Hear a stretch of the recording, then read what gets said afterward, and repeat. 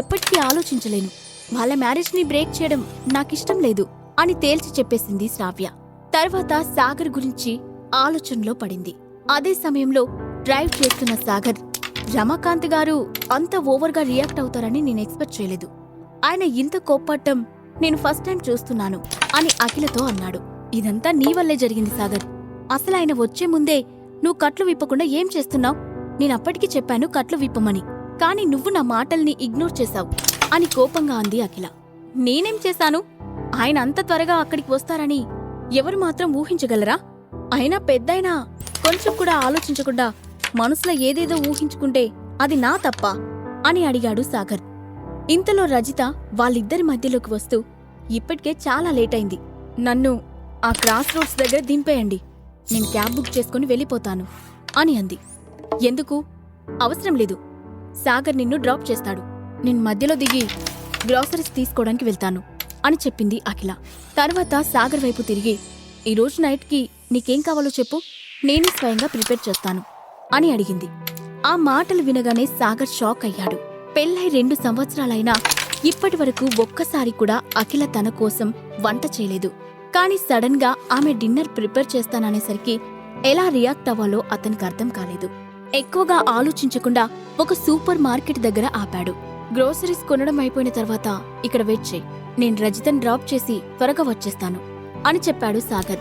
తర్వాత అఖిల సూపర్ మార్కెట్లోకి వెళ్ళగా రజితను తీసుకుని సాగర్ కూడా కార్లో వెళ్లిపోయాడు.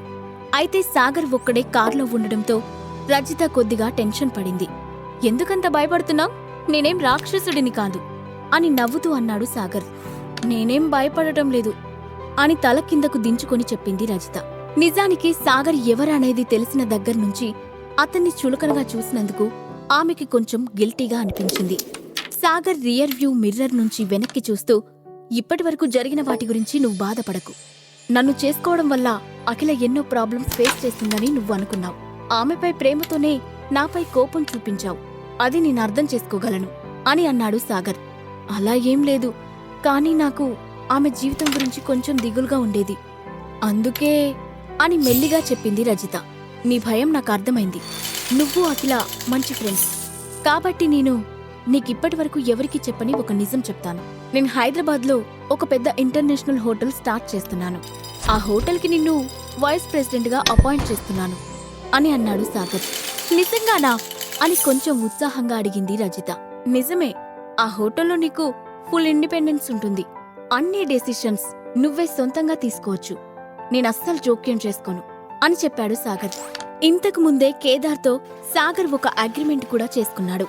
ఇద్దరూ చేతులు కలిపి హాస్పిటాలిటీ ఇంకా ఫుడ్ అండ్ బెవరేజెస్ రంగంలోకి ఎంటర్ అవ్వాలని ప్లాన్ చేసుకున్నారు. నీకింత పెద్ద బాధ్యత అప్పగిస్తున్నాను కాబట్టి నువ్వు నన్ను నిరాశపరచవని ఆశిస్తున్నాను. ఇండస్ట్రీ స్టాండర్డ్స్ కి నీకు 3 రెట్లు ఎక్కువ శాలరీ కూడా ఇస్తాను అని చెప్పాడు సాగర్. చాలాసేపు మౌనంగా ఉన్న రజిత, నాకు వైస్ ప్రెసిడెంట్ పోస్ట్ ఇస్తున్నారా? ఇది కళా నిజమా అని ఆశ్చర్యంగా అడిగింది. ఇది ముమ్మాటికి నిజమే, కానీ నాదొక కండిషన్. నువ్వు ఎప్పుడూ అఖిలను జాగ్రత్తగా చూసుకోవాలి. ఎవరైనా ఆమె జోలికి రావాలని చూస్తే వెంటనే నాకు ఇన్ఫార్మ్ చేయాలి అని సీరియస్గా చెప్పాడు సాగర్. ఈ కండిషన్ నాకోకే. ఇన్ఫాక్ట్ అఖిలను జాగ్రత్తగా చూడడం నా బాధ్యత అని చెప్పింది రజిత. మరొకవైపు ముక్తాదేవి తమ మ్యాన్షన్లో దిగులుగా కూర్చొని ఉంది. ఆమె ఫ్యామిలీ మెంబర్స్ అందరూ పక్కనే నిలబడి ఉన్నారు. ఈరోజు నేను ఒక ముఖ్యమైన విషయం మాట్లాడడానికి మిమ్మల్ని ఇక్కడికి పిలిచాను. ప్రస్తుతం మన కుటుంబంలో మేజర్ షేర్స్ అఖిల చేతిలో ఉన్నాయి. ఈ విషయంలో మీ అభిప్రాయమేంటో నేను తెలుసుకోవాలి అని అడిగింది ముక్తాదేవి. ఈ మధ్యకాలంలో ఆమె మనసు అస్సలు బాగోటం లేదు. ప్రస్తుతానికి ఫ్యామిలీ హెడ్గా తన స్థానం అఖిల కన్నా తక్కువని ఆమె భావించడం మొదలుపెట్టింది. కానీ అఖిల దగ్గర కంపెనీకి సంబంధించిన మేజర్ షేర్స్ ఉండటం వల్ల ముక్తాదేవి ఏమీ చేయలేకపోతుంది. ముక్తాదేవి మాట్లాడడం పూర్తి చేసిన వెంటనే స్వరూప్ ముందుకు వస్తూ, గ్రానీ, ఆ అఖిలకు కంపెనీలో షేర్స్ ని హ్యాండిల్ చేసేంత సమర్థత లేదని నా అభిప్రాయం.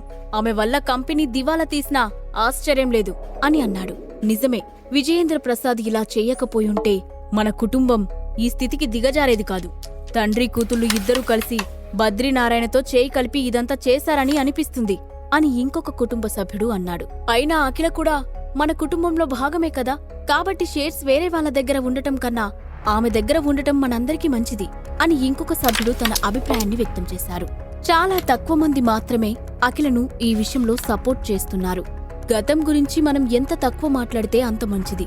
ఇప్పుడు అఖిల దగ్గర నుంచి షేర్స్ రాబట్టాలంటే ఏం చేయాలో అది ఆలోచించండి అని గంభీరమైన స్వరంతో చెప్పింది ముక్తాదేవి. ఆ మాటలు విని హాల్లో అందరూ సైలెంట్ అయిపోయారు. గ్రానీ, నా దగ్గర ఒక మంచి ఐడియా ఉంది, కాని దానికి నువ్వు ఒప్పుకోవేమో అని భయంగా ఉంది అని అన్నాడు స్వరూప్. ముందు నీ ఐడియా ఏంటో చెప్పు, తర్వాత మనం దాని గురించి ఆలోచిద్దాం అని చెప్పింది ముక్తాదేవి. ఏమీ లేదు గ్రానీ, నువ్వు అఖిల దగ్గరున్న షేర్స్ కొన్ని బయటకు తీయమని చెప్తే బాగుంటుంది అని అన్నాడు స్వరూప్. తన దగ్గరున్న షేర్స్లో 20% తీసినప్పటికీ కూడా ఇంకా సగం కంపెనీ ఆమె చేతిలోనే ఉంటుంది అని నిరాశగా చెప్పింది ముక్తాదేవి. నేను చెప్పేదేంటంటే, మనం అఖిలతో మంచిగా మాట్లాడి ఒక షేర్ ట్రాన్స్ఫర్ అగ్రిమెంట్ రాయించుకుందాం. కానీ ఆమెకు తెలియకుండా ఒక సపరేట్ డాక్యుమెంట్ రహస్యంగా అందులో ఇంక్లూడ్ చేద్దాం.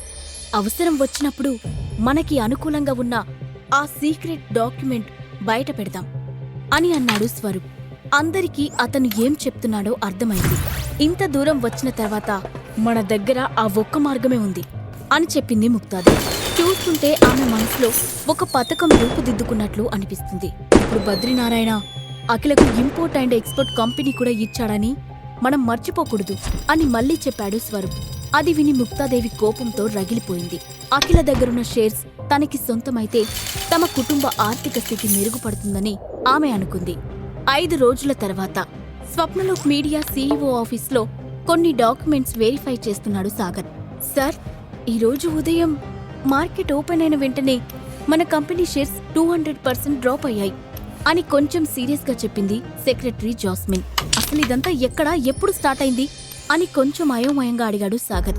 3 రోజుల క్రితం హైదరాబాద్లో ఉన్న కంపెనీల ఎకనామీ స్టేట్ తారుమారయ్యే విధంగా ఒక పెద్ద సంస్థ అటాక్ చేసింది అని చెప్పింది జాస్మిన్. అది విని సాగర్ డాక్యుమెంట్స్ టేబుల్ మీద పెట్టి ఆమె వైపు చూస్తూ, అతి తక్కువ కాలంలో ఇంత గందరగోళం సృష్టించారంటే ఇది ఖచ్చితంగా వాళ్ల పనే అయ్యుంటుంది అని అన్నాడు సాగర్. అంటే ఏం జరిగిందో మీకు ముందే తెలుసా సార్ అని అనుమానంగా అడిగింది జాస్మిన్. నువ్వెంటనే ఫస్ట్ ఫ్లోర్కి వెళ్ళి అక్కడ వెయిట్ చెయ్యి. కాసేపట్లో కొంతమంది అక్కడికి వస్తారు. అప్పుడు విషయమేంటో నీకే అర్థమవుతుంది అని చాలా కూల్గా చెప్పాడు సాగర్. మరి స్వప్నలోక్ మీడియా షేర్స్ డ్రాప్ అవ్వడానికి కారణమేంటి? ఇంతకీ స్వరూప్ చెప్పిన సీక్రెట్ డాక్యుమెంట్లో ఏముంది? ఈ ప్రశ్నలకు సమాధానం తెలియాలంటే నెక్స్ట్ ఎపిసోడ్ వినాల్సిందే.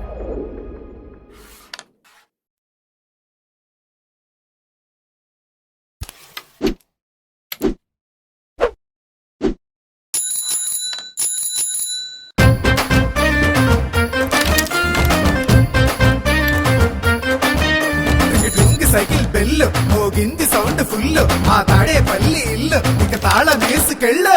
అభివృద్ధి నిల్లు 5 ఏళ్లు బతుకు డల్లు, నువ్వు తప్పుకుంటే మేలు ఇక పైన గోళు గిల్లు. జరుగు జగన్ ఖాళీ చెయ్యి కుర్చీ, జనరాజ్యం వస్తున్నది ఎన్నికల్లో గెలిచి.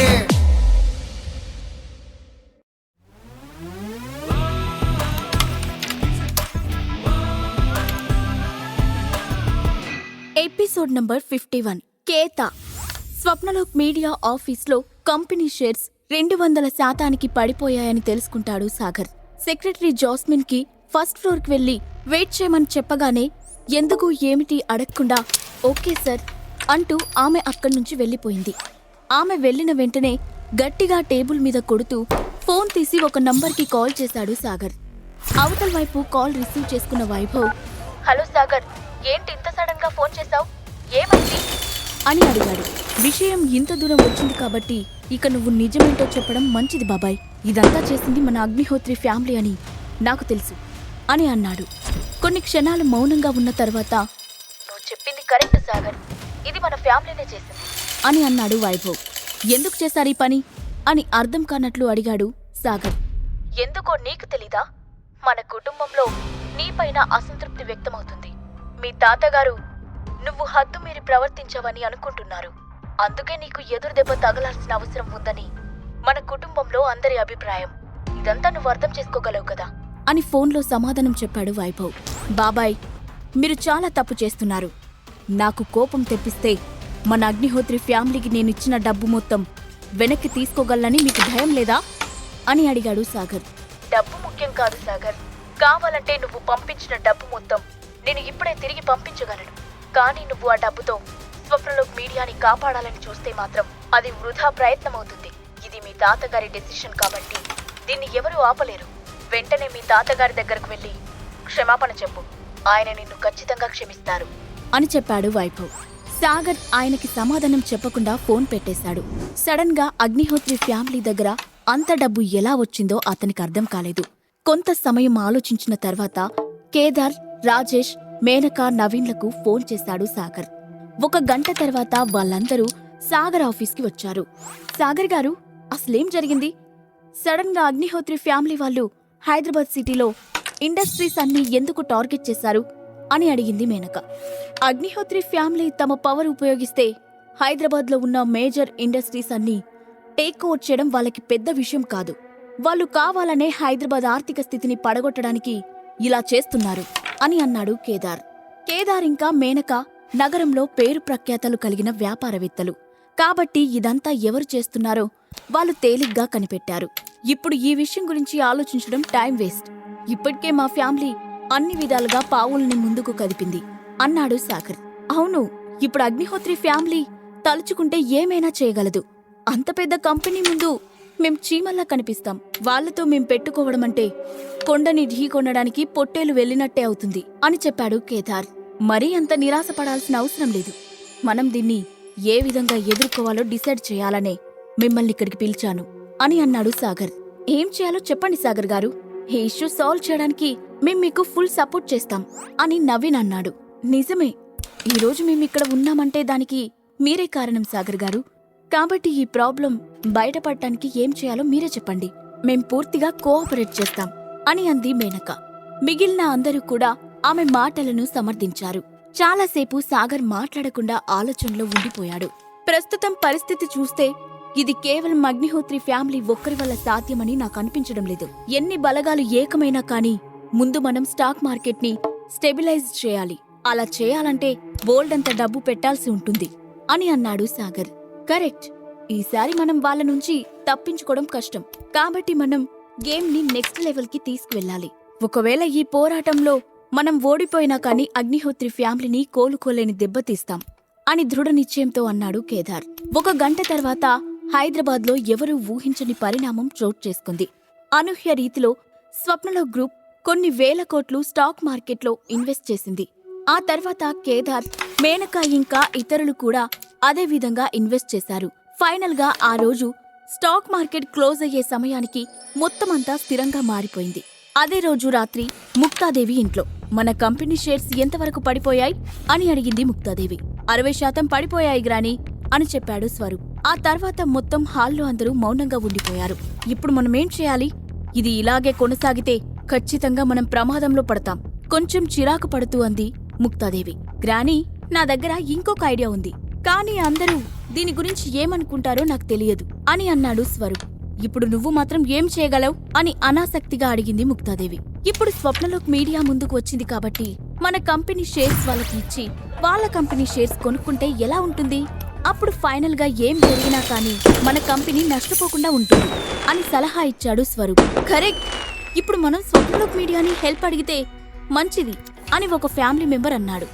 అయినా వాళ్ళు మనం అడిగిన దానికి ఎందుకు ఒప్పుకుంటారు అని ఇంకొక పెద్దాయన అన్నాడు. ఆ తర్వాత కుటుంబ సభ్యులందరూ తమ అభిప్రాయం